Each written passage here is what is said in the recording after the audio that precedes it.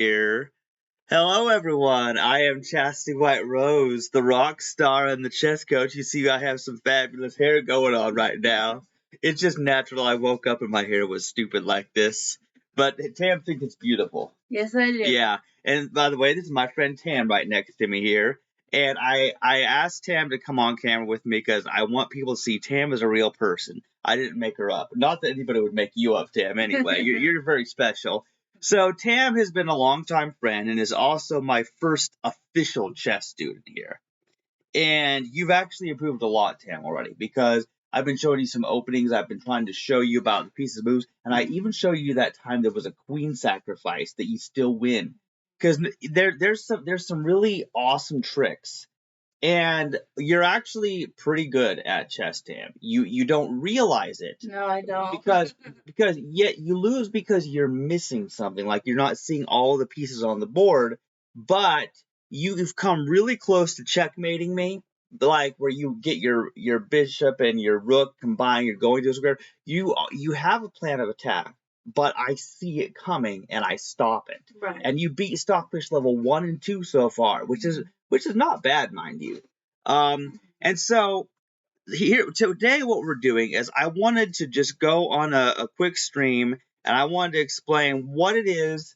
I want to show that Tam is my friend and chess student, and I also wanted to show you some things. I wanted to show you more about lichess.org and what I may be saying it wrong.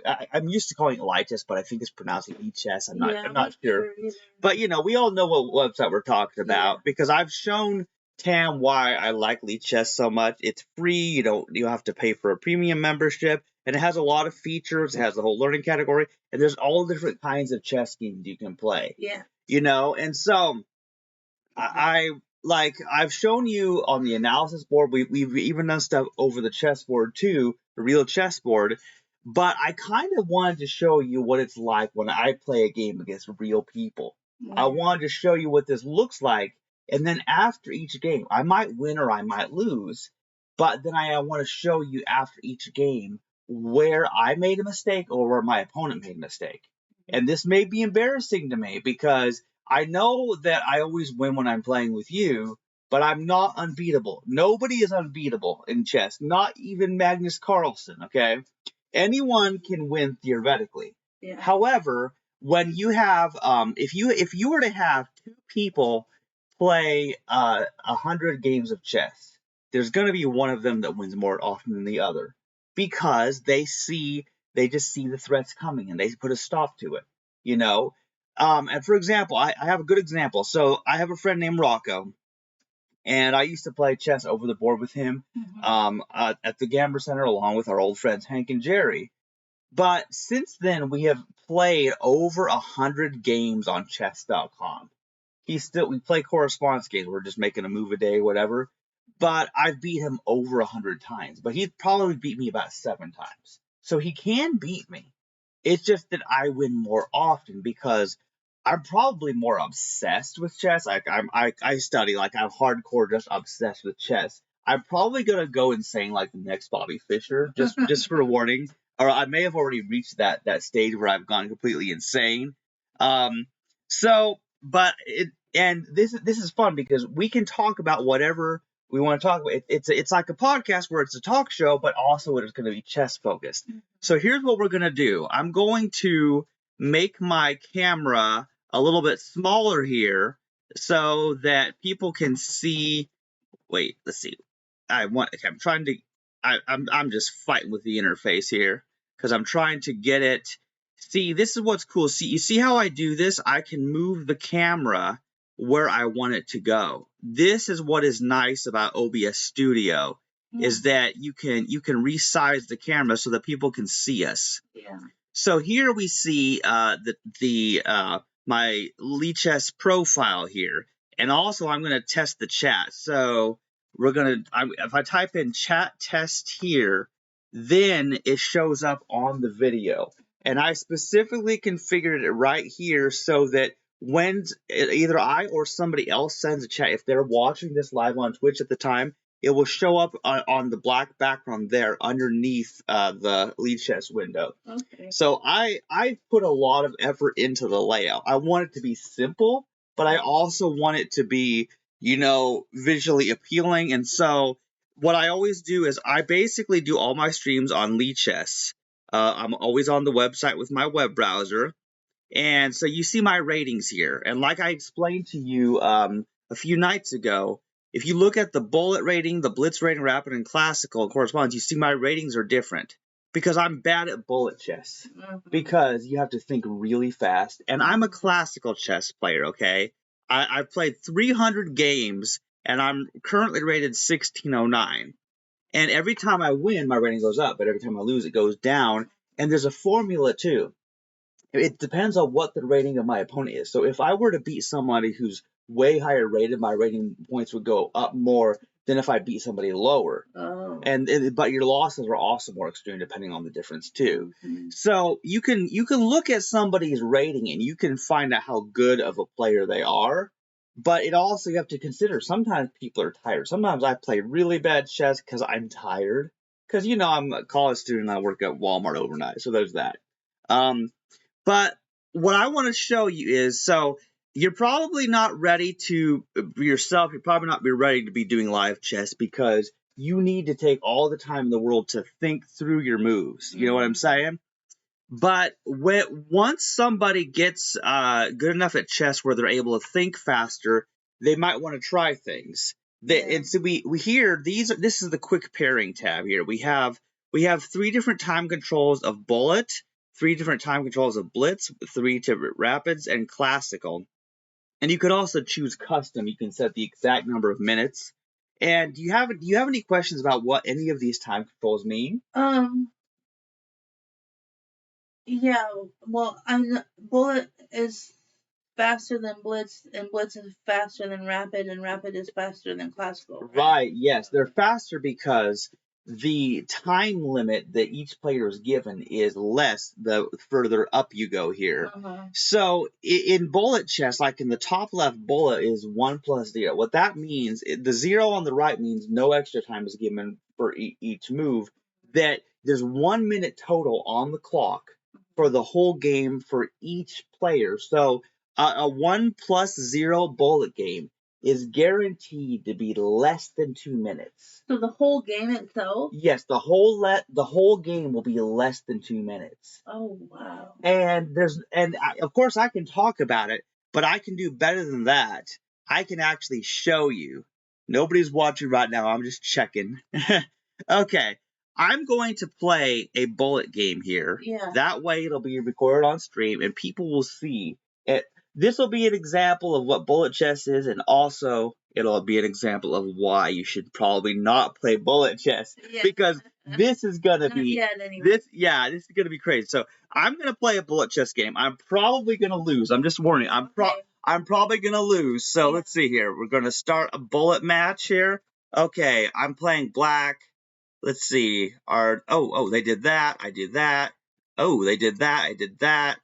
Oh, what's happening here? Yeah, I'm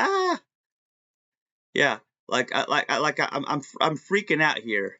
Like, dude, I'm so freaking out. Okay, I'm just moving pawns because I don't know what the heck I'm doing. Yeah. Like, I lost. Already? Yeah, I get panicked because when I play bullet chess, I get panicked and they're making moves fast, I'm making moves fast, and this is an example of what happens when I lose. I see. Because bullet chess, I am like the worst bullet chess player but here's the great. How did you get? I don't understand how you got checkmated. Look, I'll show you here. So see, the queen right here has my king in check. But the king can't kill that queen because this bishop is in line with that queen, you see. Oh. See, and this is what I like playing on a computer because what you do is you right click, you can click on something. Like if I were to just right click here, it makes a circle. And I can turn circle on and off, but then I can also draw arrows. And what I like about this is those arrows allow me to do things like that. It allows me to show this. Yeah. To show you it. So this is a good teaching tool, and you can do this on any chess game or on the analysis board. That's one of the features that. And now chess.com has a similar feature, but I'm usually doing it on Lichess. So, but what's great is because every game that's ever played on Lichess is recorded, we're going to go back to the beginning of the game here. So now let's replay the moves and what happened. Okay. So that we're going to find out why I lost. How do you do that? Yeah, it's basically I can control. How do you do that? Yeah, the arrows. See, here's how it works is You use arrows? yeah, so when I press the right arrow, it goes forward one move. If I press the left arrow, it goes backwards one move. Oh, okay. If I press the down arrow, it goes to the end of the game. And if I press the up arrow, it goes to the beginning of the game. So there were 8 moves total in this game. It's a very short game where I got checkmated instantly because I'm not a good bullet chess player because I panicked on time. You see, I only spent 12 seconds of that minute, but I was totally in a panic because I don't do well at very short time controls. So let's replay the moves. So White did this, they moved the pawn in front of their rook, which is interesting. And then I moved my king's pawn here. Then they moved their king's pawn, and then I decided I'll just move my queen. I figured at the time I was thinking, well, let's get both my pawns out in the center and get my bishops out. That's what I was thinking. And then they moved that right there. And then I decided, well, let's just move my pawn forward. And I thought there'd be exchange of pawns, but instead they moved this bishop there. And then I just captured there. Then they moved their bishop back there, which was kind of interesting. And then I captured that there, but then they just captured that with the bishop. And then I moved this pawn, which is really not a very good move, mind you, but I'm just so in the habit of making that move. And the reason I make that move is because when I play black, I'm usually playing the French defense, but here the setup is different. And because I was in a panic, I was not doing well. And so I had a feeling I was going to lose this game, but I lost faster than I thought I was going to. And then after I did that, they moved their queen here. And the correct move, the move that I should have done is I should have moved the bishop here. Because if I had moved the bishop here, I could have stopped that checkmate. But I was in a panic. Right. And then I just moved my knight out, and then they got me checkmated right there. So I lost super quick in bullet chess. And this is why my bullet rating is really, really bad. And so this is why you would lose with bullet too, because the bullet chess is basically for people who they've already just memorized all of the moves they're going to do, no matter what happens. And Magnus Carlsen can do bullet, no trouble. But the average player should probably not try to do bullet unless they're trying to make it funny. Because it is fun when you see a really fast chess game happening, because some people have really short attention spans. They like to watch bullet chess. But I'm not good at it by any means because it's a very short time control. But let's take a better example. A better example is Blitz. Now, if I were to play a 5+0 Blitz game, where there's 5 minutes on each person's clock, I actually have a chance at winning that. What does the +0 mean? So the +0 means that you're not given any extra time other than what you start with. But if there's a +3, for instance, like over here, that means every time you make a move, 3 seconds are added to your clock. So what that means is if both players are playing really fast, theoretically the game can go on infinite because they're given more time. So if they make their moves in less than 3 seconds, they can actually have more and more time added to their game. Okay. So like if you had, so for example, if you had 2 friends and they wanted to have a serious chess game and they wanted to go on for a really long time, they would probably choose classical. They would probably choose 30+20, so that every time they made a move, 20 more seconds were added to their clock. Because you always get, I feel like the quality of the game goes up the longer the time control, obviously. But let's show an example of a blitz game. Let's see how this goes. Let me do a 5+0 blitz game, and let's see if I win or lose this. I actually have a shot at winning because I can deal with blitz a little bit better.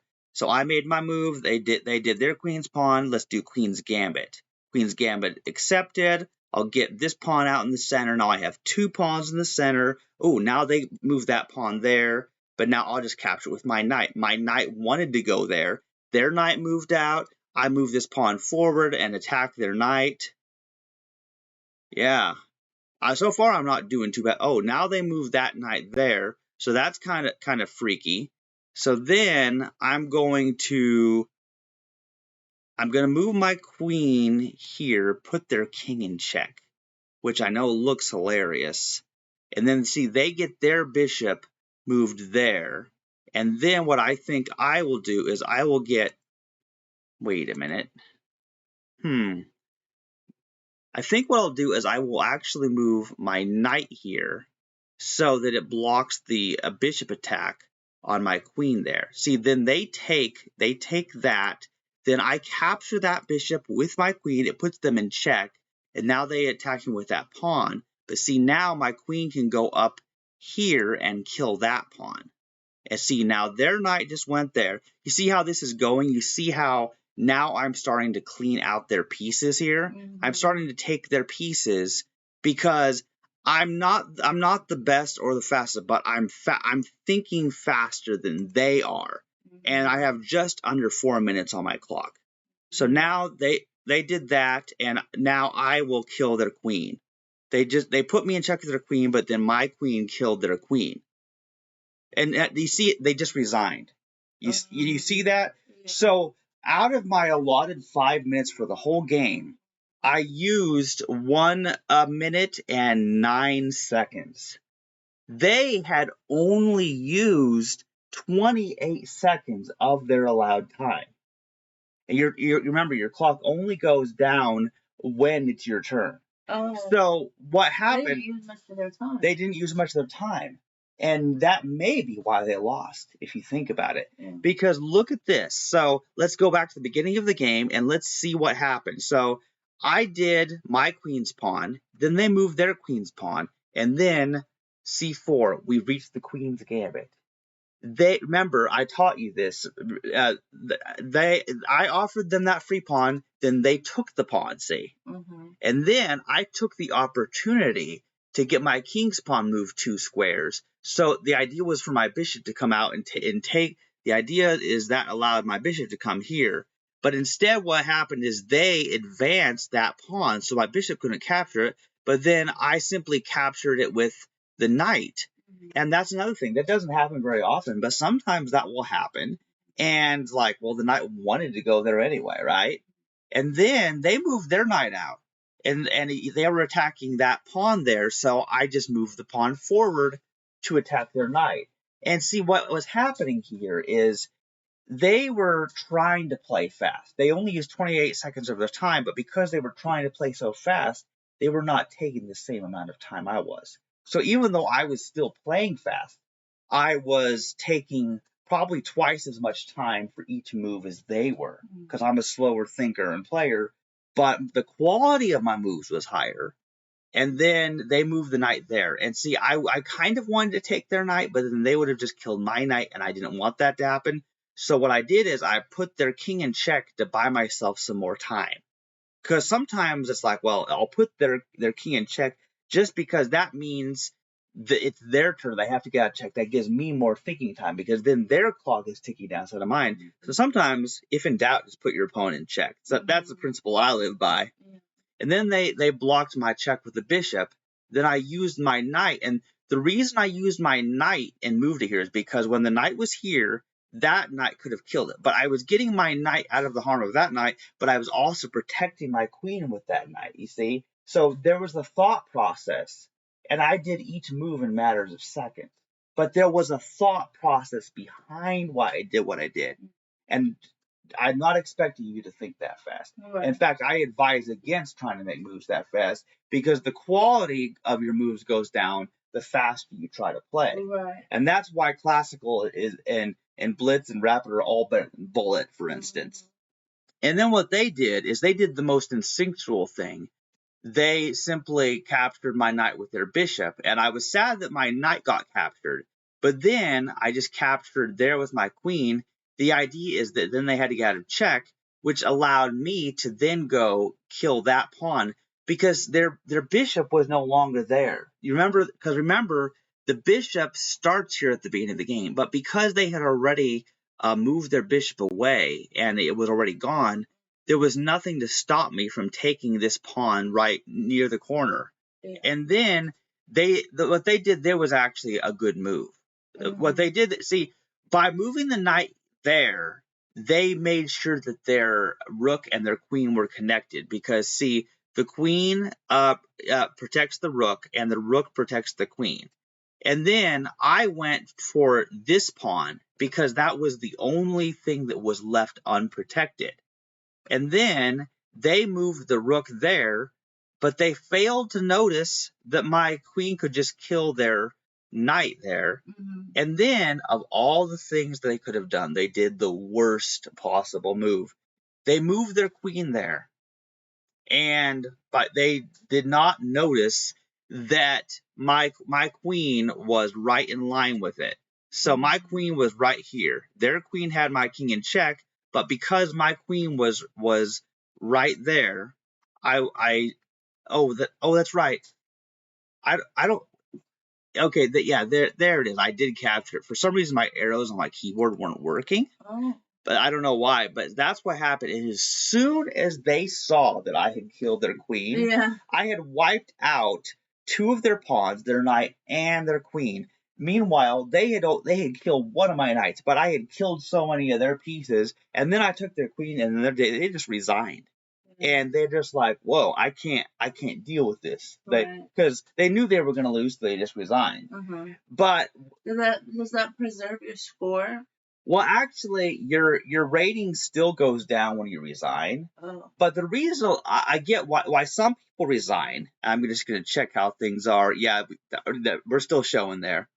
The reason that some people resign is because they want to play more games. Like they know, oh, I'm going to lose this game, so let's just resign this one, then go on to the next. I see. Now, but like I told you before, when my opponents resign, then I don't get end game practice. So I don't get to practice that checkmating them, because they just give up and I win because they resign, and so I never get to finish the game the proper way. And that's why I like when I play with you that you actually let me finish the game. Right. Because otherwise, I'm like, my end game is weak, and I've been told that before. Yeah. But part of it's because my opponents just resign too early. Yeah. And I feel like I understand, because people are trying to save time. So they just want to, resign and then go on to the next game or whatever else they're doing in life.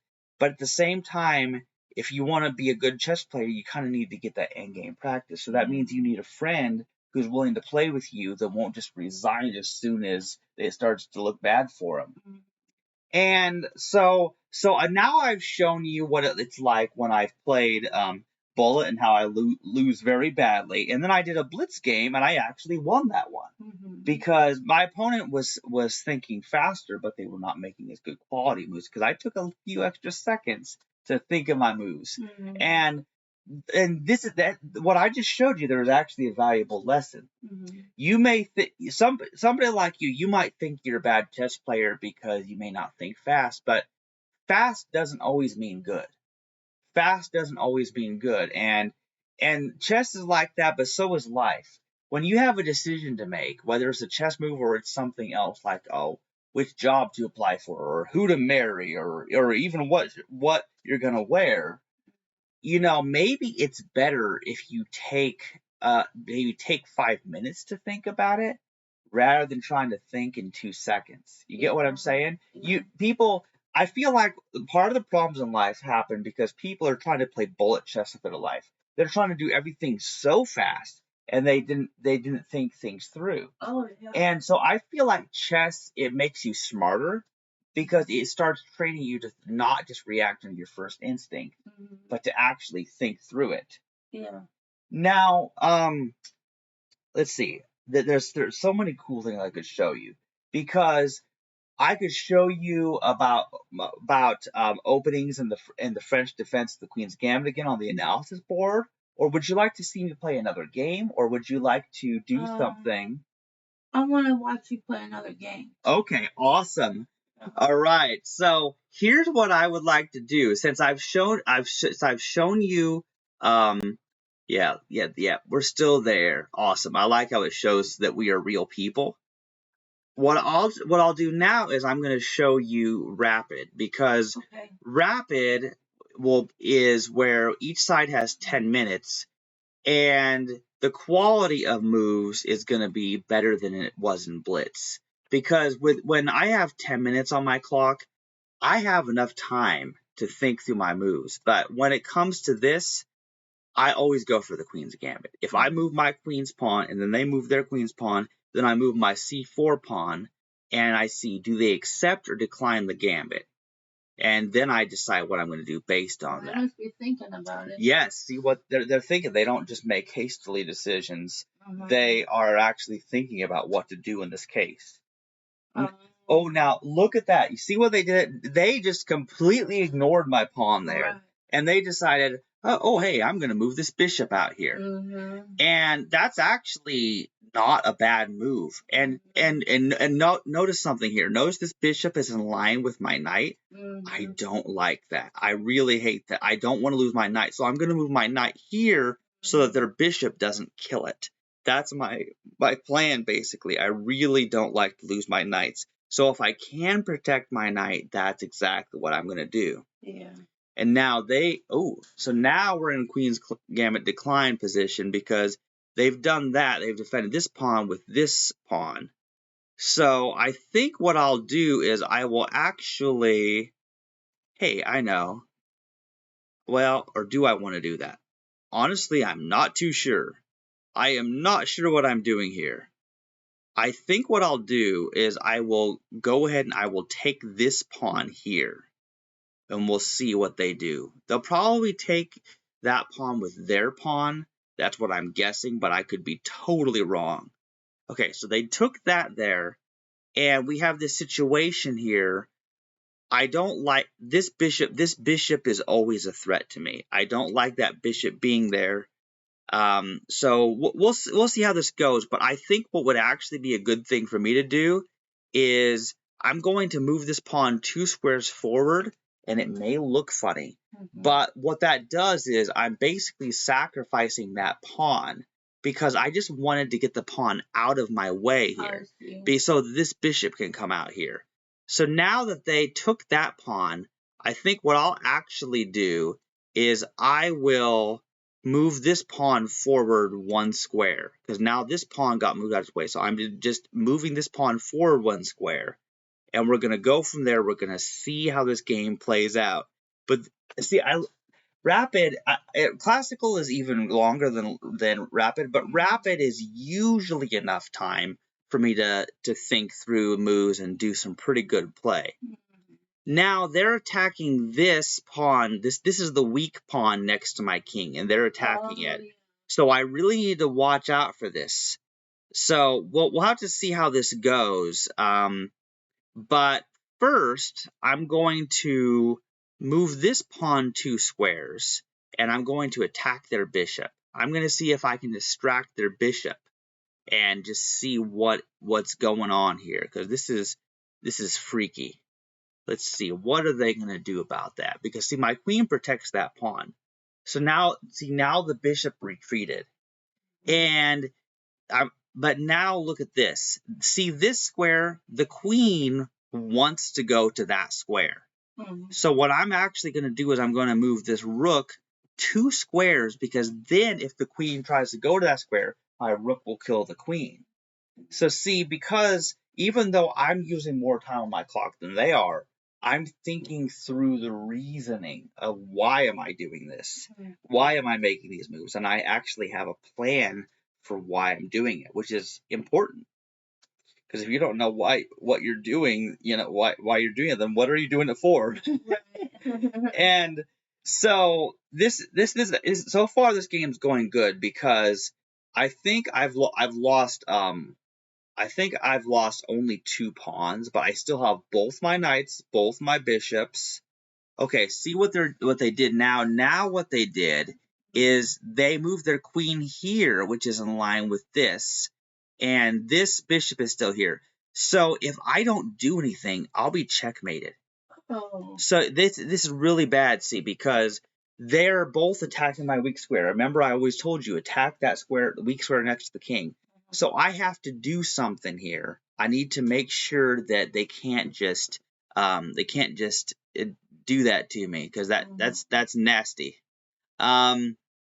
So what might actually be a good thing for me to do is, trying to think of a good way to go about this.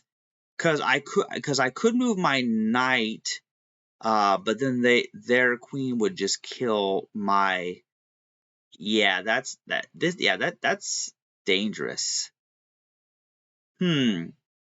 Okay.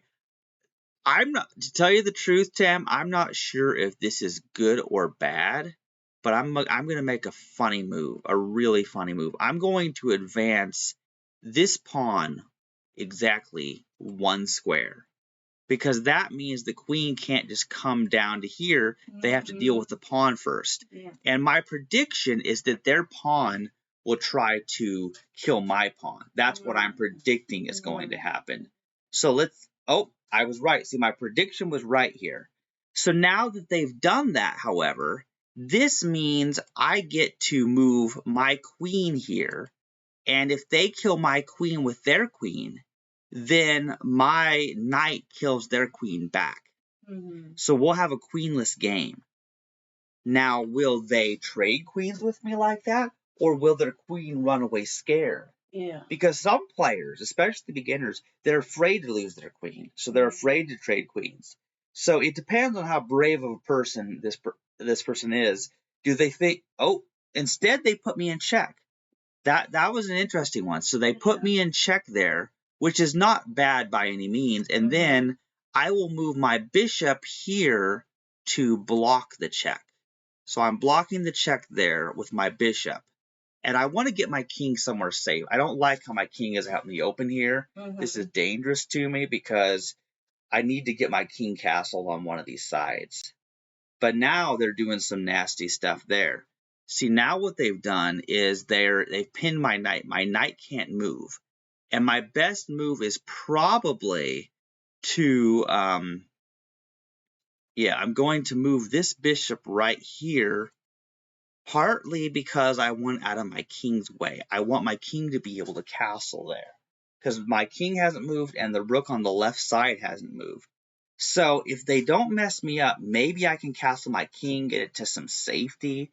That's what I'm hoping for, So, and I still have time left on the clock, but I have less time than my opponent does. But I'm taking some extra effort to really think through and think, oh, now they move the knight. Yeah.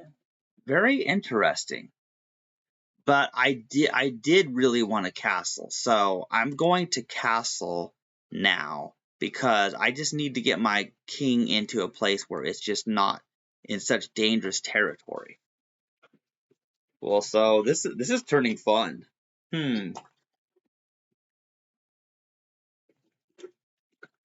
So yeah, I'm neither winning nor losing at this point. I'm just trying to get my king to safety so that I don't lose. It's exciting to me. The anticipation of just waiting and saying, what is my opponent going to do here? I'm like, I don't know what they're going to do. And like, are they going to move their knight or their queen? Or is their bishop going to take my knight? I don't know. So I like this because I get to just watch while my opponent, they move their knight there. Okay, that's interesting.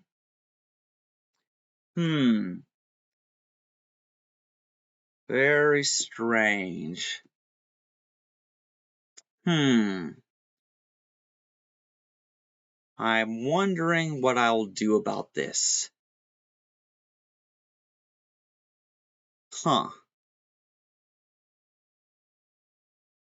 Okay, I think what I'm going to do, and I know this is going to look really funny, I'm going to move this bishop right here so their knight can't move. Their knight won't be able to move there because it would put the king in check. Now, their king might castle here. That's what their king might actually castle. We don't know for sure what it will do, but there's just a high chance of that. And regardless of what their king does, instead their queen moved. Okay, their queen moved there, and because their queen moved there, oh, I see. Their queen is trying to come here. They're trying to get to my king there.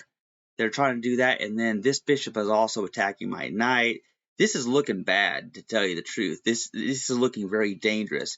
But what I'm going to do here is I'm going to move my rook and put the king in check. Because then that gives me some time, because the king has to get a check, meaning they either have to put something in the way or they have to move the king. And once the king has moved, it can't castle anymore. Okay. Oh, now what are they doing? Okay, so now what they've done. This is crazy. This is okay. This is absolutely insane. So what I'm going to do is I'm going to kill this knight with the bishop, sacrifice the bishop so that the king is in check. And then will the king move? Or will the knight... Okay, the king moved now. So the king has moved, but I still have to decide what I'm doing. And therein lies the challenge. See, my queen is in danger with the bishop here. Oh, look at that. You see what they hit? My queen can't move anywhere or they kill my rook. I'm in trouble, Tam. I'm in some real trouble. So there's only one thing that makes any sense. I'm going to have to sacrifice my rook here because I'll lose the other rook if I don't. Yeah. So I killed their bishop, which was, at least that was pretty good. So and then they did that, and then I have to use my queen to kill the knight is what I have to do basically, because my other knight can't move. Okay, so now they've done that, which is very dangerous to me here. But I'm going to put their king in check here. But they're trying to get their rook down here. They're trying to get to my king, so I'm in a bit of a trouble because I have less time than my opponent does, and they've wiped out one of my rooks. But at least I've eliminated both of their knights, and I still have my knights, at least for now. But their bishop can kill my knight here. Okay. So this game is getting really intense. Yeah. Because I could win or lose this, but it looks like I'm losing right now is what it looks like. So it looks a little bit scary. I think what I need to do here. Wait, although no, that's not a good move. That's not even a good move.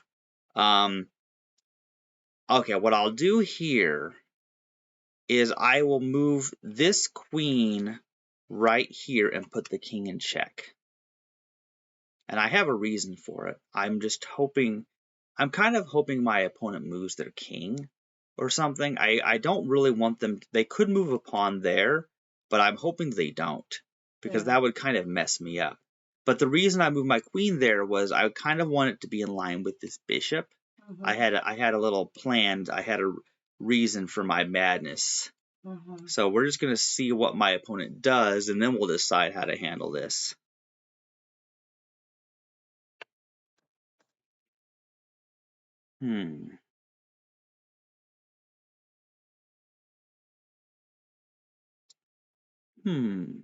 They're taking their time to think about what to do there. So they'll have to get out a check there. And then see, I have this issue because this knight here, this knight can't move. Okay, so they did move that pawn there, which kind of makes me sad.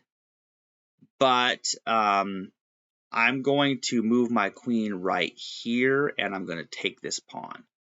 At least I get to take a pawn out of this mess. Yeah. And that's not really a bad thing. Okay, so now that bishop captured my knight. So that's kind of scary. But, okay, now I could capture with the pawn or the bishop. I think I will capture with the bishop in this case. But now my bishop isn't able to move. There's no way it can actually move because they would put my king back in check. Okay, now this just got interesting. Because see, now now their queen moved.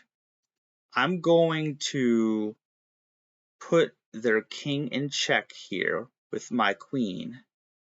I'm nervous because I'm running out of time, but I'm going to try not to make any dumb, hasty moves either. I'm going to try to make good quality moves. And then I'm going to put my queen right here, put them in check, but I'm also in line with their queen, so their queen is going to kill my queen. Yep, their queen kills my queen, and then I kill back their queen, and now it's my bishop, knight, and rook versus 2 rooks. That's actually scary. This is actually really scary, but my bishop here protects that pawn. If I can get a pawn to the other side, I can get a queen, and then I'll be doing really good. So I have a king, 4 pawns, and 2 rooks to battle. But I also have 4 pawns, and I have 1 of each of my 3 pieces here. But now they've got, okay, now they have both of those rooks on that same piece. So that's terrifying. So I'm going to move that knight there. Oh, now they've done that. Okay, now they're being nasty. I see how it is. Yep, they decided to be nasty now. I'm going to get this rook lined up right here. Okay, now they've done that.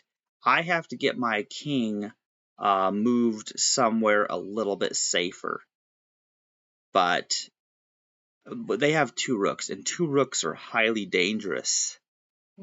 See, now that I move my king, that bishop will be able to move and attack that rook theoretically. But I also have only 1 minute and 35 seconds left on my clock. Ooh, now they've done that. So now I am going to move this. Oh wait, oh no, that's a bad move. That's a really bad move. I'm sorry, that was dumb. I should not have done that. I'm going to attack that rook with this bishop. I'm hoping for the best, but I may lose this one. Okay, now they've done that. This is just, yeah, this is dangerous. I'm just hoping for the best here, but I have to make my moves a little bit fast or I'll lose on time. I don't want to lose on time. I want to lose for the right reason. If they can checkmate me within the time, that's one thing. But I'm going to put up a fight to the end. I'm not just going to resign. You know, I like to. I don't like to resign either. I like to fight to the end. Yeah, me too. That's why I was stalemate on level 2 Stockfish. Yeah. Okay. All right. So I see. Yeah, this is scary.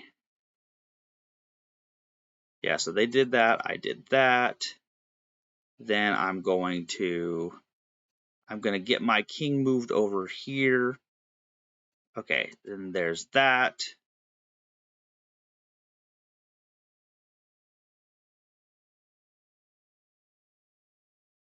Whoa, this is down to the wire. Like, this is okay. Now they're attacking that.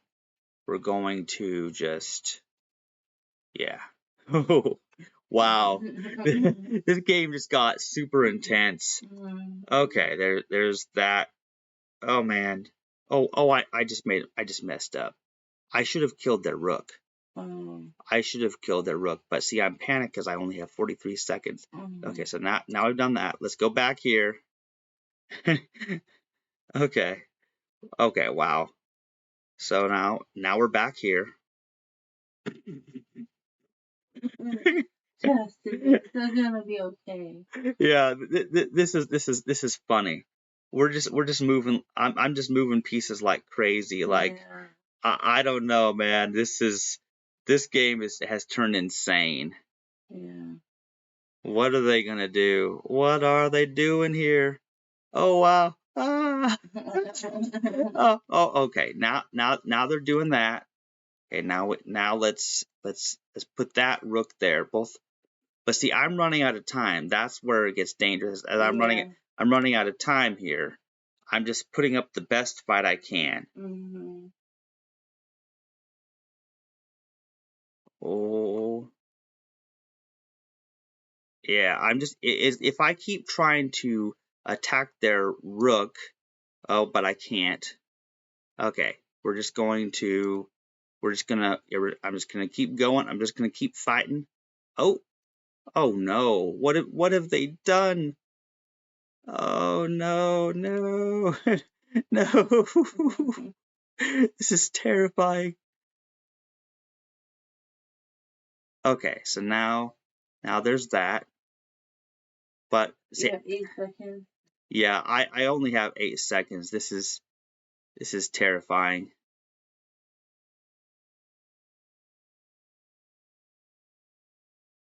Oh, okay. I'm losing. Yeah, but Yeah. I'm just putting up a fight here.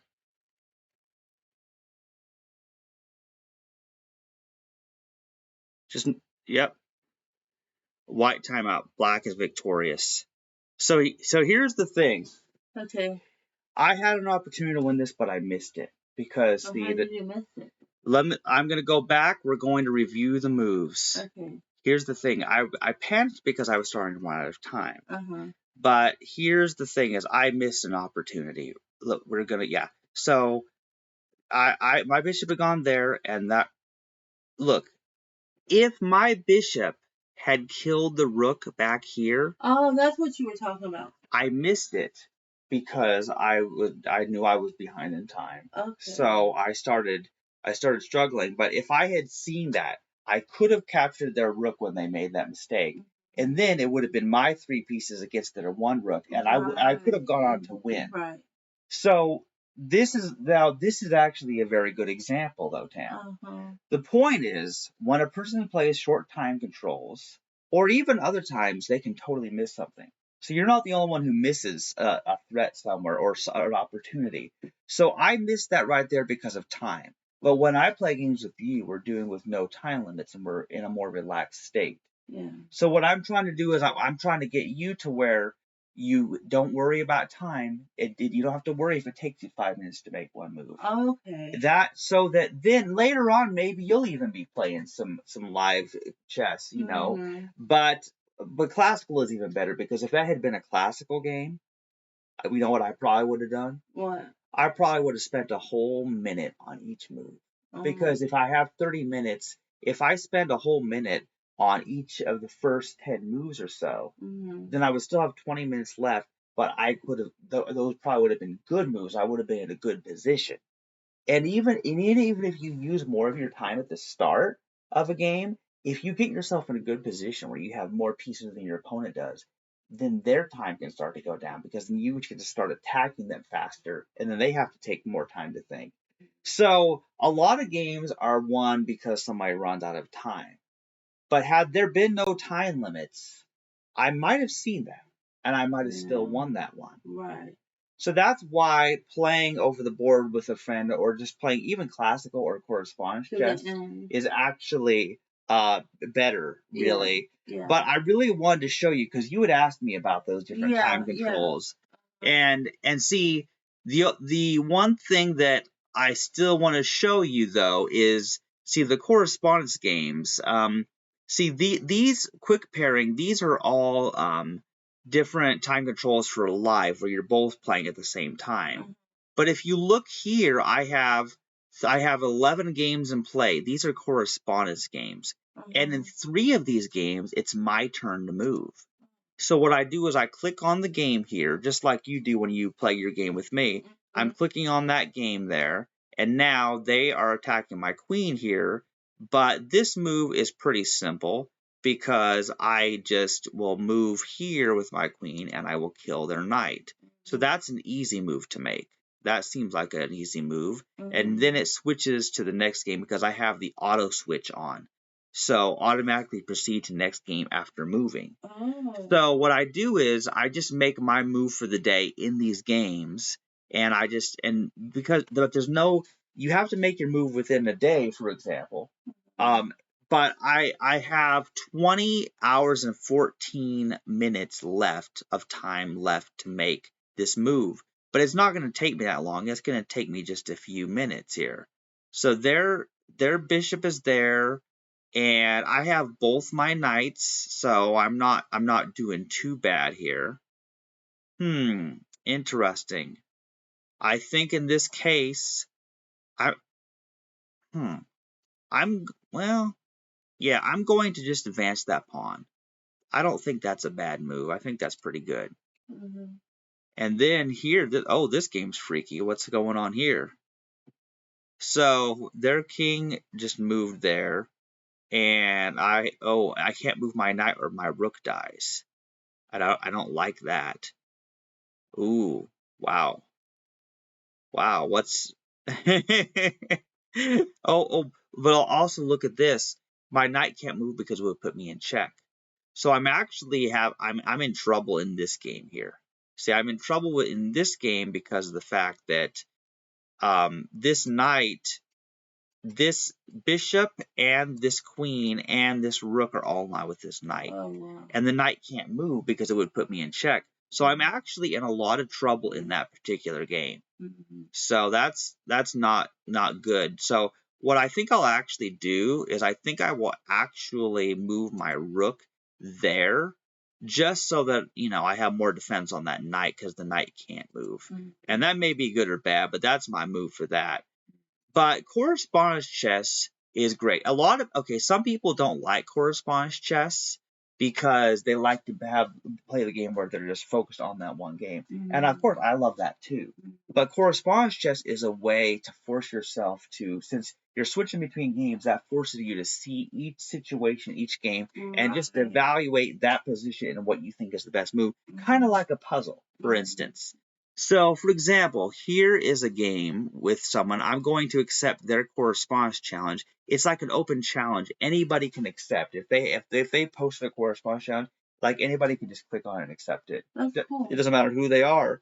And so they're the white player, I'm the black player. So I've accepted their challenge, but they have not made their move yet because they probably just set it up and then they're probably at work or something. Oh, okay. You know what I'm saying? Yeah. And also there's puzzles. Check this out. If you go up here to puzzles, then there's these puzzles here, and it shows what I'm. Oh, wow. Yeah, and it has puzzle themes. I want to see what the puzzle themes are because there's different types of things. I want to see. Are there? Okay, there's all these different types of puzzles. Okay, I want to do mate in one puzzles.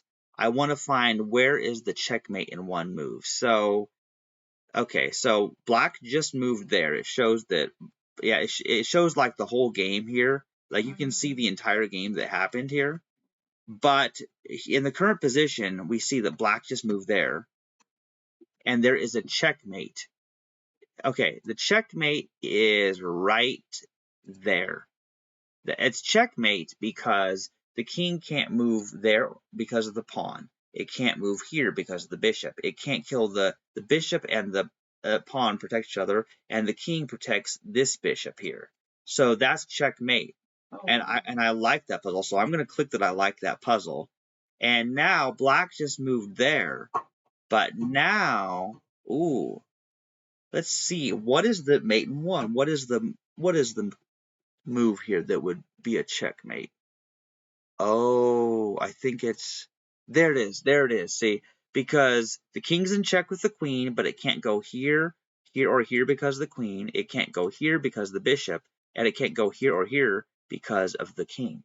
Wow. So I found the mate in one. Mate in one puzzles are some of the easiest puzzles. I like checkmate puzzles. I'll just do one more puzzle just this to. is cool. I didn't realize. Yeah, and see, you can do this on Lead Chess too. That's why Lead Chess is so educational. Yeah. It's so helpful for building your chess skills because you have examples. It's like the best website ever for chess. It's changed everything. Now, but where's the checkmate here? Because they did that. Ooh, wow. How in the world? So yeah, because they moved that there. But how do I put the king in check? Because the king is right there. So the only way to put the king in check. Oh, wait a minute. Oh, I found it, Tam. What is it? Okay.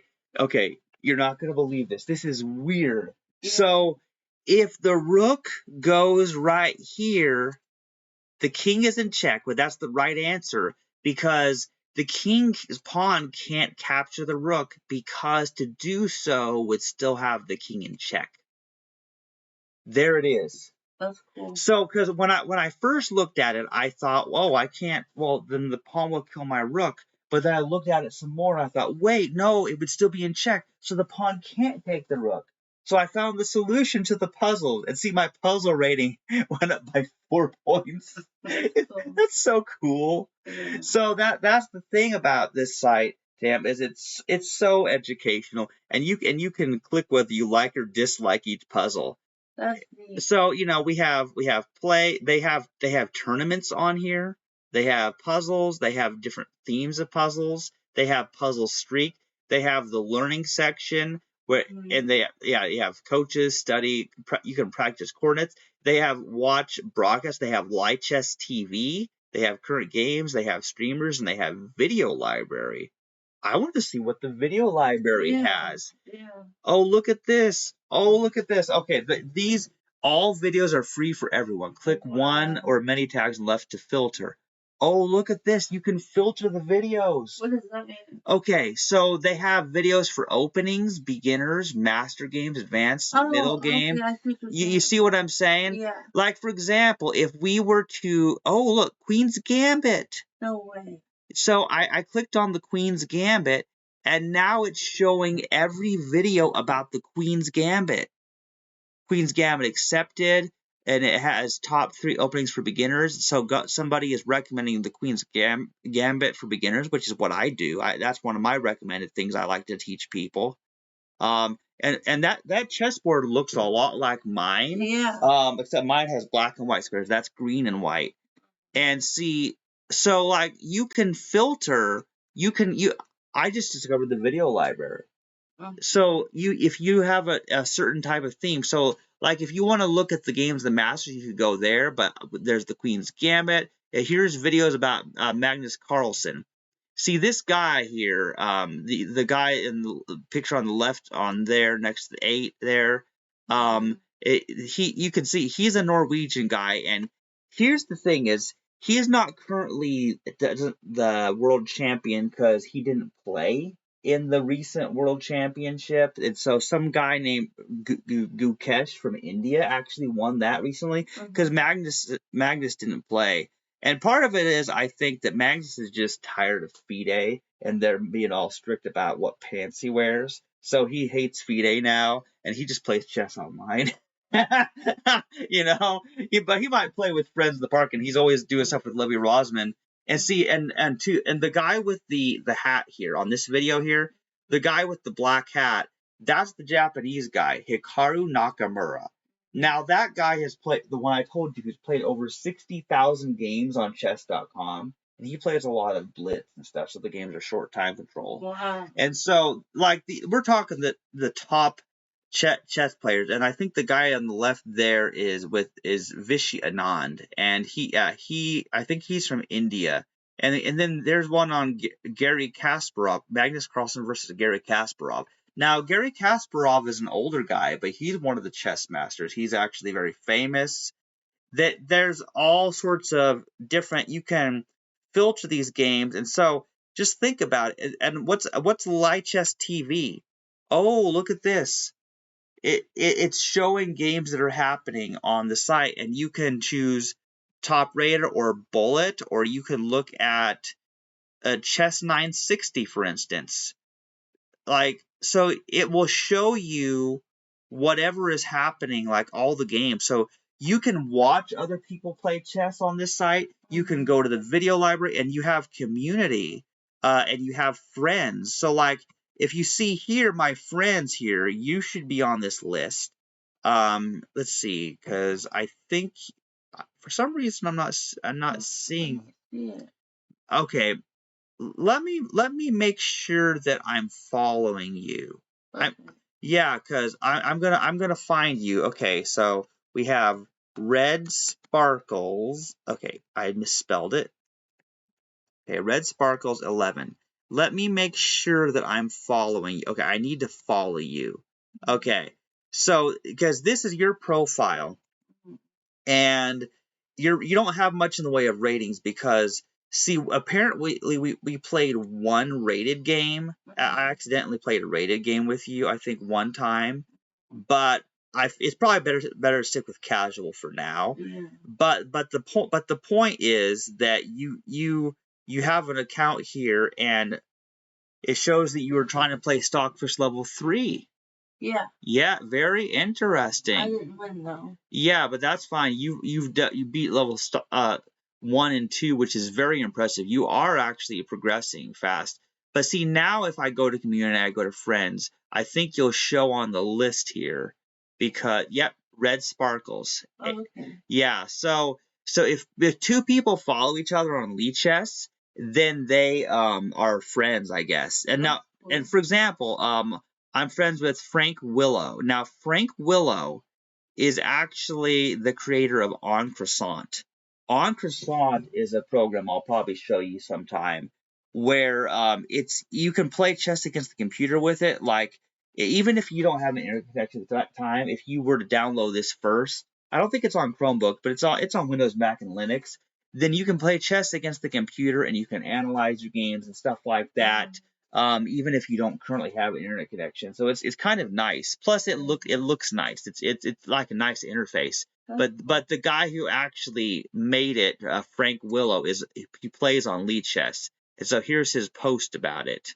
So that's what he and I liked his post. So there's all kinds of people, and if you go to players, look at the leaderboard. It shows players that are currently online.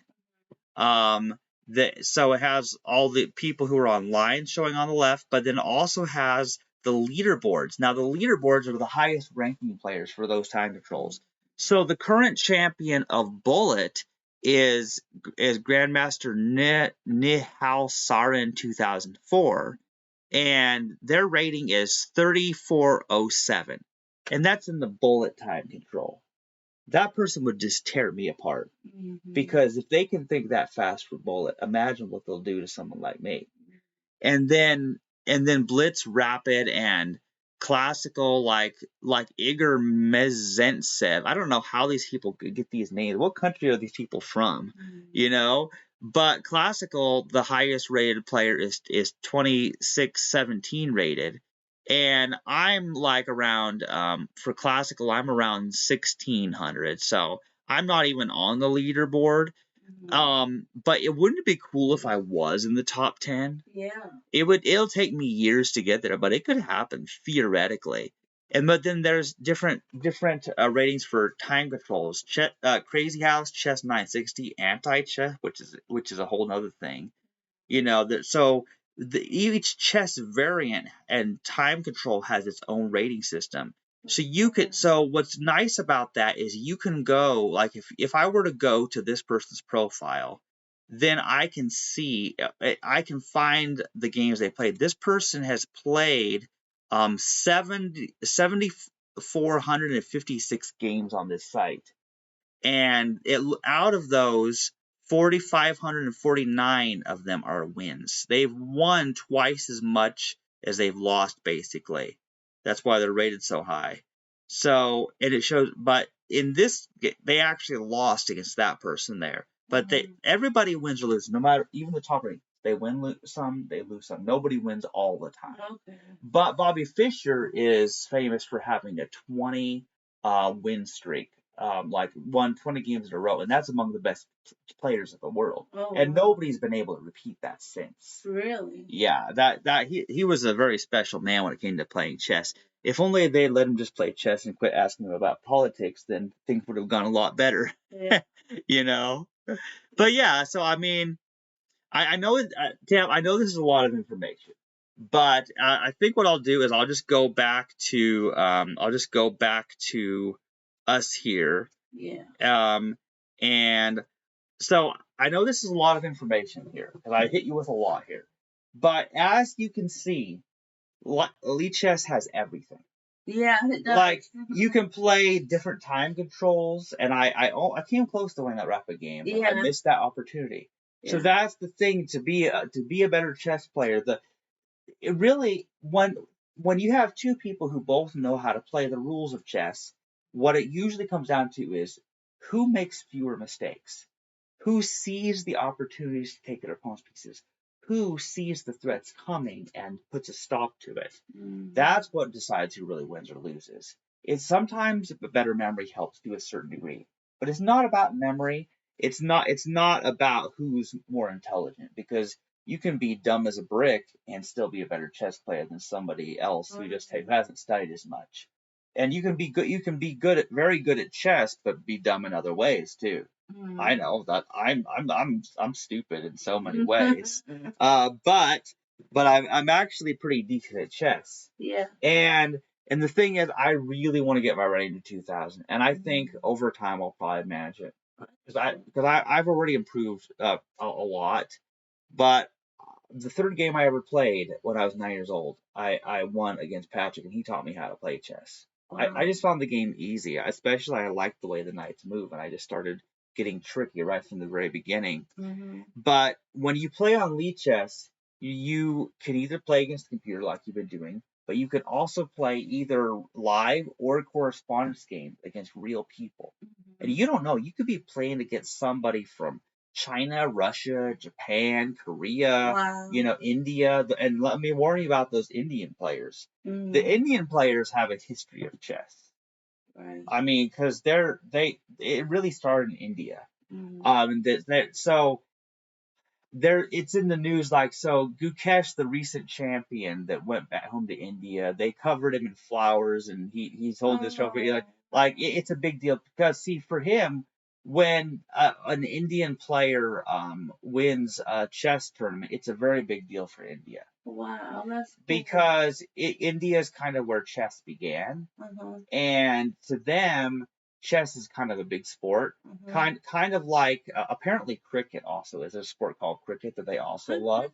I don't know how to play it myself, but they're really into it. Kind of like how Americans are into football, but chess is one of the sports that's a big deal in India, kind of like it is in Russia. Like we were talking about earlier, Russians. They like the Tetris and they like the chess, just like me.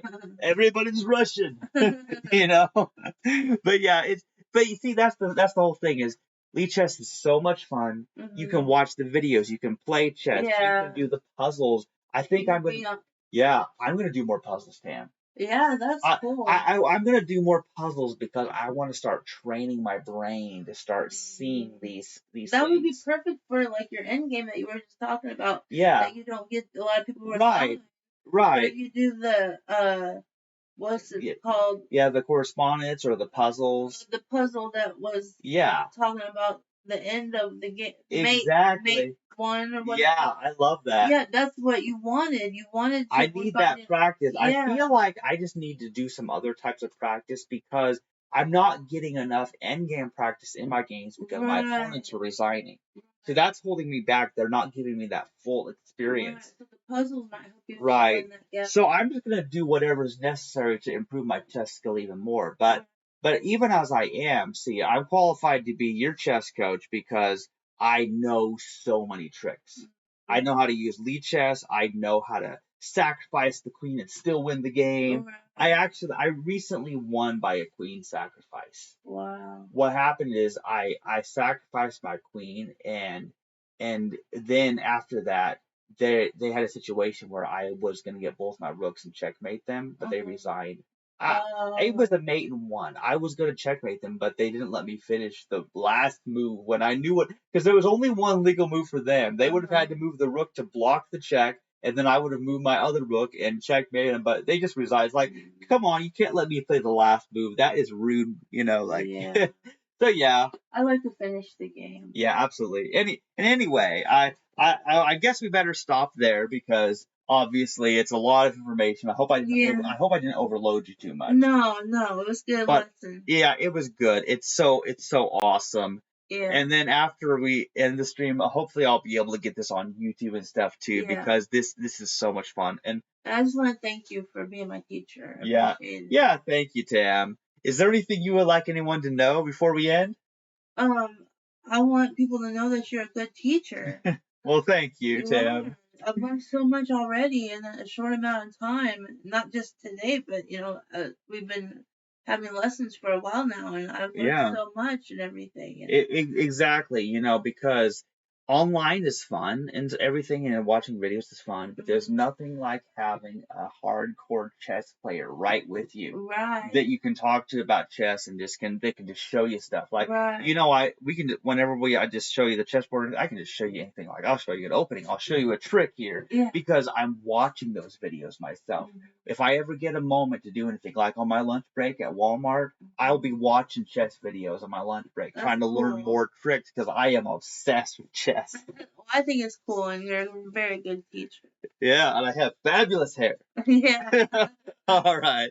Thank you for watching. Whoever watches this later, nobody watched this live, but hopefully in the future people will, and because they'll see just how great this content is.